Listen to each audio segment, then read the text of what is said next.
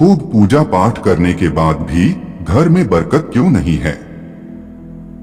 आपने बहुत लोगों को यह कहते हुए सुना होगा कि मैं इतनी पूजा पाठ करता हूँ, लेकिन उसका पूर्ण फल मुझे नहीं मिलता है। इस वीडियो में हम उसका कारण बताएंगे। असल में जाने अनजाने में कुछ लोग पूजा के दौरान कई तरह की गलतियां कर बैठते हैं, जिसकी वजह से उन्हें पूजा का फल नहीं मिल पाता और पूजा अधूरी रह जाती है।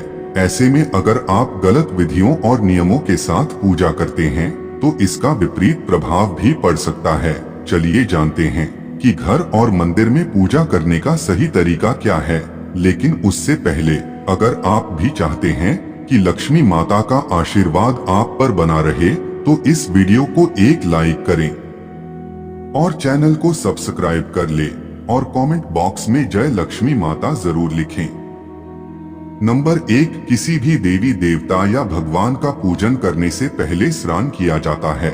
स्नान के पश्चात शांत मन से भगवान के सामने आसन पर बैठा जाता है। पूजा कभी भी खड़े होकर नहीं करनी चाहिए और ना ही खाली फर्श पर बैठकर पूजा करनी चाहिए।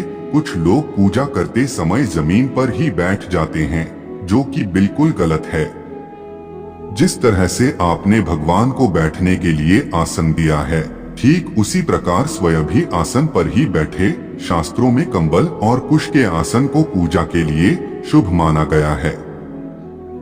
नंबर 2, इस बात का भी ध्यान रखें कि पूजा का स्थान घर के फर्श से थोड़ा ऊपर होना चाहिए, क्योंकि भगवान अतुल्य और श्रेष्ठ है। इसीलिए आप अपनी बराबरी में उनकी पूजा ना करें। पूजा के लिए भगवान को किसी चौकी में या फिर फर्श से ऊंचे स्थान पर स्थापित करें।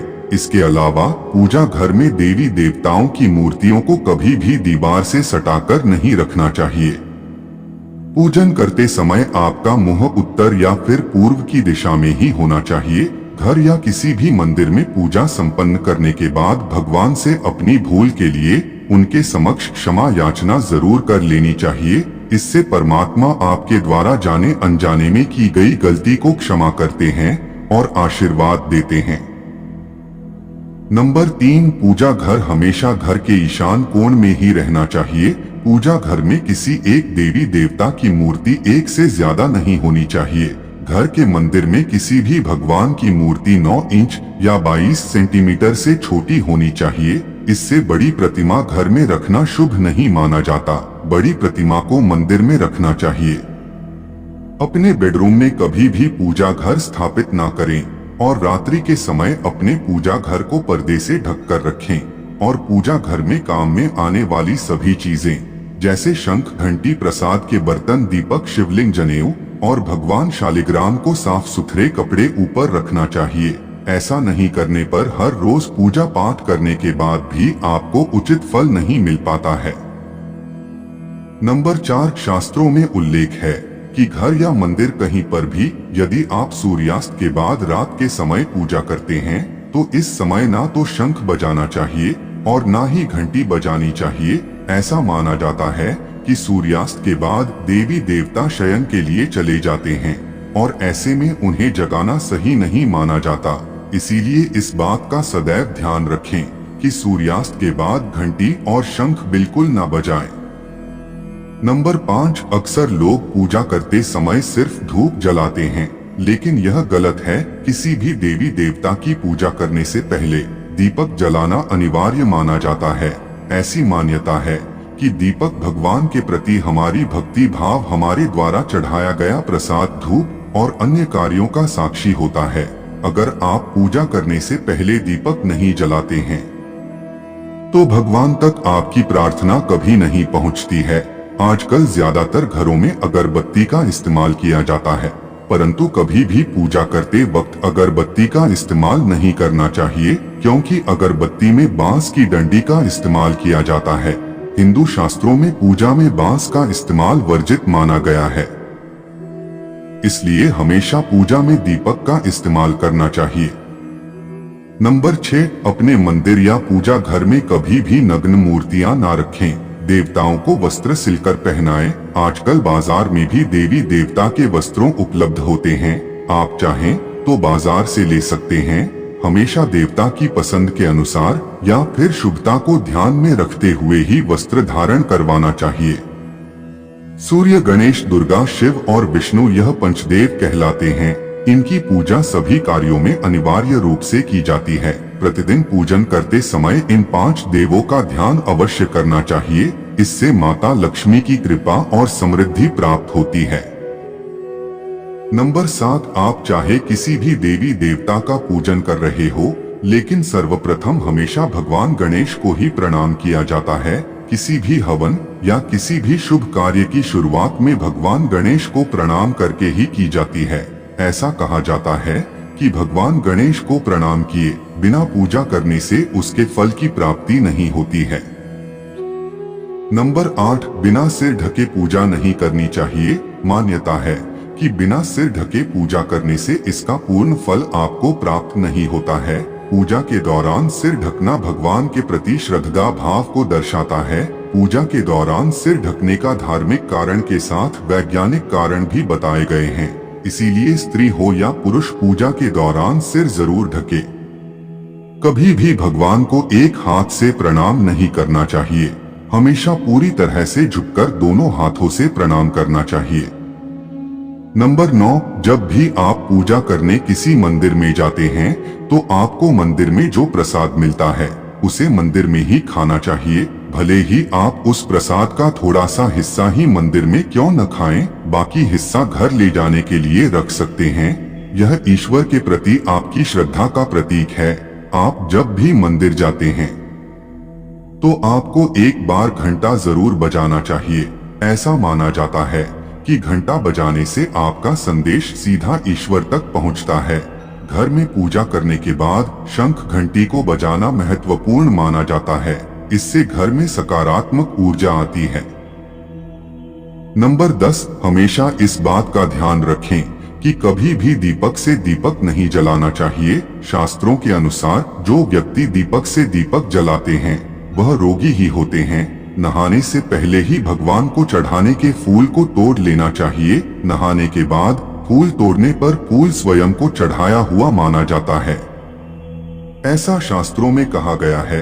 पूजा पाठ करते समय या फिर किसी भी समय दीपक, शंख, भगवान की मूर्ति या तस्वीर, सोने के आभूषण और शालिग्राम को कभी भी सीधे जमीन या फर्श पर नहीं रखना चाहिए।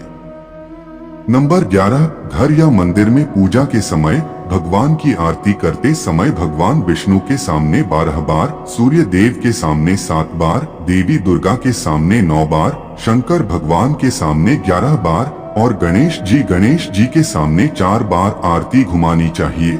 इससे पूजा पाठ का सकारात्मक फल मिलता है। आपको किसी भी मंत्र का जाप करने के पश्चात आसन के नीचे की भूमि को स्पर्श कर नेत्रों से लगाना चाहिए। इससे आपको जप के पूर्ण फल की प्राप्ति होती है। नंबर 12, अगर आप किसी खास प्रयोजन के लिए कोई पूजा अनुष्ठान करते हैं तो उसमें लिए संकल्प को पूरा करने में ज्यादा समय नहीं लगाना चाहिए। अगर आपने कहीं किसी को दान करने का संकल्प लिया है तो उसे जितनी जल्दी हो सके पूरा कर देना चाहिए। संकल्प को पूरा करने में देरी से पूजा अनुष्ठान का पूरा लाभ नहीं मिल पाता है। नंबर 13, किसी को भी कोई वस्तु दान दक्षिणा हमेशा दाहिने हाथ से ही देनी चाहिए। एकादशी, अमावस्या, कृष्ण चतुर्दशी, पूर्णिमा व्रत तथा श्राद्ध के दिन बाल और दाढ़ी नहीं बनाने चाहिए। जिन लोगों का यज्ञोपवीत संस्कार हो चुका है उन्हें बिना जनेऊ पहने पूजा पाठ या किसी भी तरह का अनुष्ठान नहीं करना चाहिए, क्योंकि बिना जनेऊ धारण किए जो भी धार्मिक कार्य किया जाता है वह निष्फल हो जाता है। नंबर 14, सभी हिंदू घरों में पूजा पाठ या अन्य धार्मिक कार्य में इस्तेमाल करने के लिए गंगाजल रखा जाता है। लेकिन क्या आपको पता है कि प्लास्टिक की बोतल में या किसी अपवित्र धातु के बर्तन जैसे कि एल्युमिनियम और लोहे के बने बर्तन में गंगाजल नहीं रखना चाहिए। गंगाजल तांबे के बर्तन में रखना शुभ रहता है। नंबर 15, अगर आप पूजा करने के लिए मंदिर जा रहे हैं तो आपको हमेशा घर से लोटे में जल ले जाना चाहिए। कभी भी मंदिर में रखे जल से ईश्वर का जलाभिषेक नहीं करना चाहिए। जब भी आप जल चढ़ाकर मंदिर से वापस आए तब आपको ध्यान देना है कि जल का लोटा कभी भी खाली घर वापस ना लाएं। यदि आप जल भरकर मंदिर से वापस लौटा लाते हैं तो इससे शुभ फलों की प्राप्ति होती है। नंबर 16, हर रोज लक्ष्मी स्तोत्र या कनकधारा स्तोत्र का पाठ अवश्य करना चाहिए। यह धन प्राप्ति और धन संचय करने में विशेष फलदायी माना जाता है। यह एक चमत्कारिक स्तोत्र है जिसके पाठ से माता लक्ष्मी की आप पर कृपा बनी रहती है। इस स्तोत्र की खासियत यह है कि यह किसी भी विशेष माला या पूजा पाठ की मांग नहीं करता है। पूजा अर्चना करने के बाद आप इनका पाठ कर सकते हैं। साल 2024 में आप हर रोज लक्ष्मी स्तोत्र या कनकधारा स्तोत्र का पाठ अवश्य करें, जिससे आपकी उन्नति होगी और धन की बचत भी होगी। नंबर 17, वास्तुशास्त्र के अनुसार बहुत से लोगों में आदत होती है कि खाना खाते समय पढ़ाई या काम की चीजें करते हैं। यह बहुत अशुभ माना जाता है। साल 2023 में आप इस आदत से बचें। यह आपके धन के साथ साथ कई चीजों के लिए नुकसानदायक साबित हो सकता है। खाने खाते ही पाचन क्रिया शुरू हो जाती है। अगर आप खाते समय पढ़ाई या फिर काम करते हैं तो इसका असर आपकी पाचन शक्ति पर भी पड़ता है, जिससे स्वास्थ्य संबंधी कई समस्याएं बननी शुरू हो जाती हैं। इसलिए आप इस आदत से बचें। दोस्तों, वीडियो अच्छी लगी हो तो लाइक और सब्सक्राइब जरूर करें। धन्यवाद।